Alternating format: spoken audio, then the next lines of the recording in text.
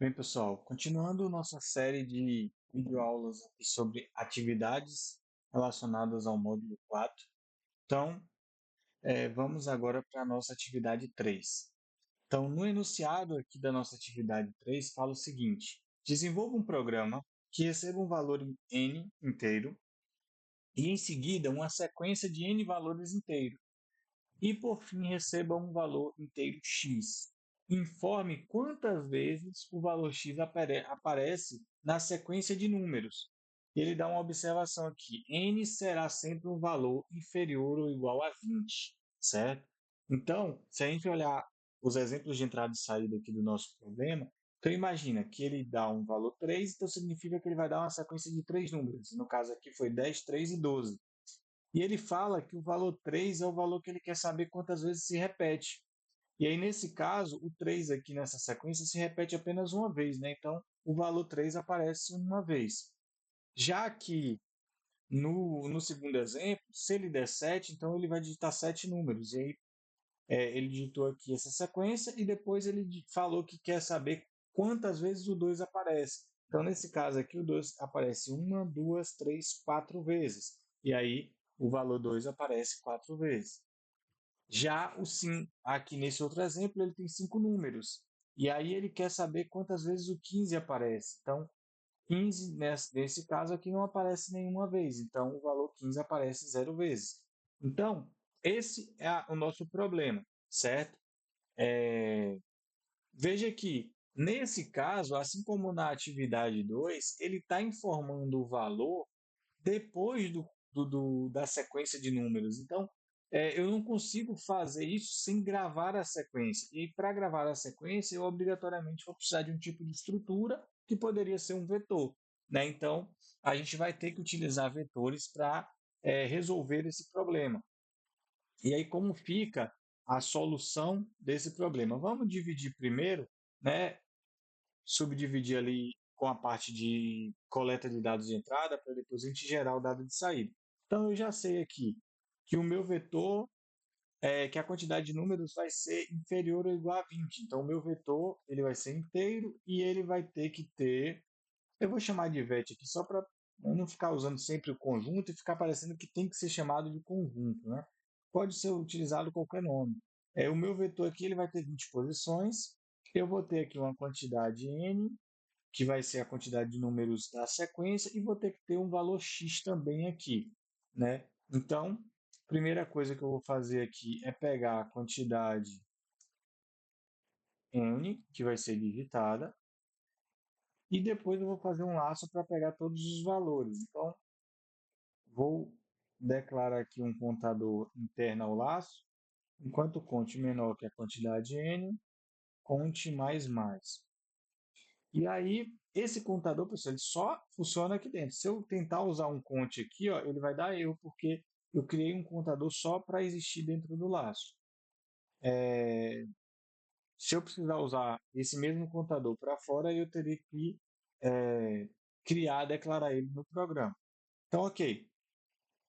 Agora, a gente vai pegar cada um dos elementos, que também são inteiros, e colocar no nosso vetor. Então,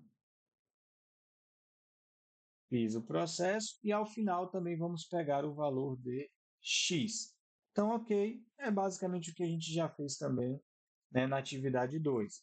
Então, pegamos a quantidade n, pegamos os elementos do conjunto e colocamos no vetor e pegamos o valor x. E o que ele quer saber agora é o que? É quantas vezes esse valor de x aparece. Então, o que eu vou ter que fazer? Eu vou ter que percorrer todos os elementos do vetor e vou ter que verificar se o elemento é igual ao elemento que eu estou procurando. Só que agora, aquele sistema de flag que a gente usou na questão 2, ele já não cabe tanto para esse exemplo, porque eu não quero saber se o elemento x existe dentro da sequência. Eu quero saber quantas vezes ele existe. Então, ao invés de usar um parâmetro, por exemplo, de 0 e 1, eu teria que fazer uma contagem, né? Então, nesse caso aqui, eu vou criar uma outra variável.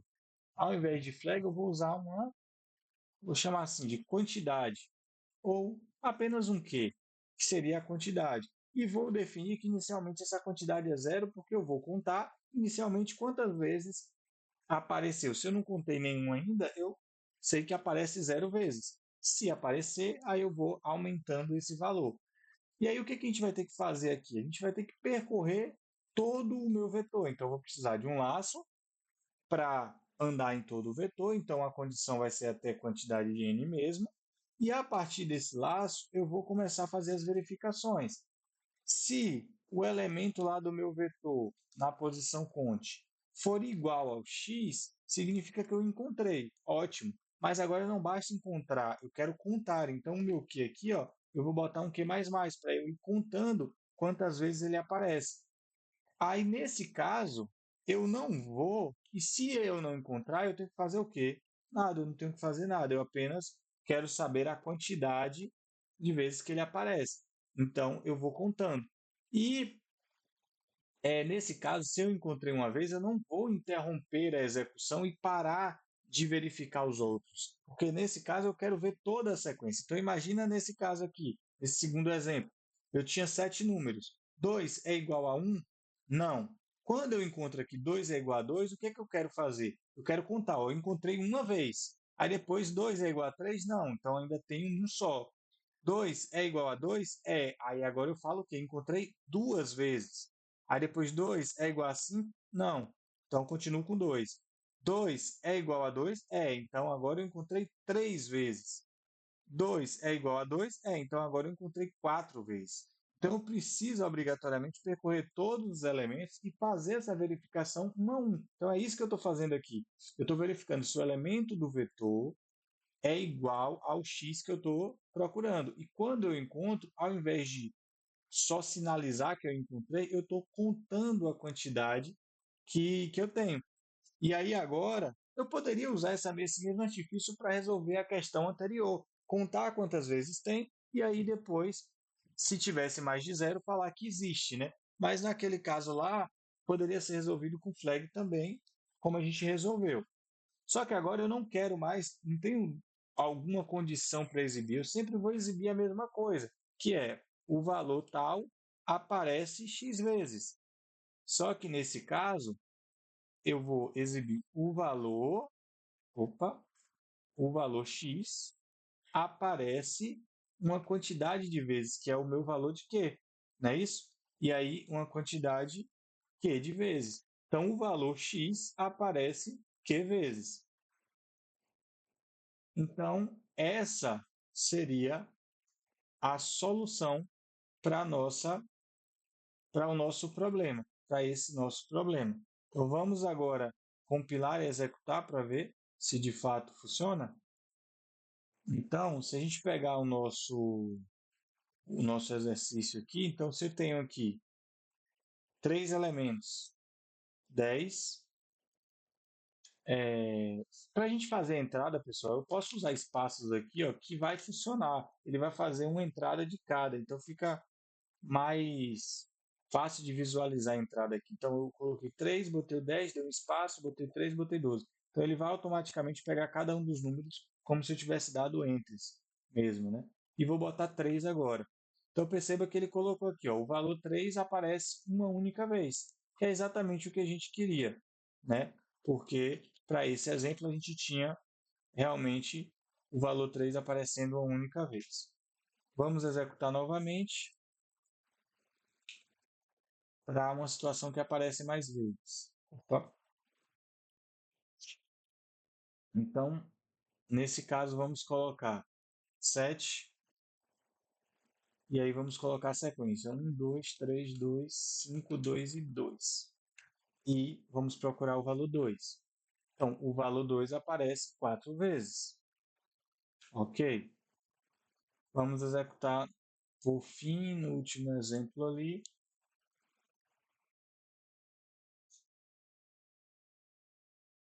Opa. Então, agora, quero executar para 17, 12, 9, 3, 12 e 193. E eu estou procurando o valor 15.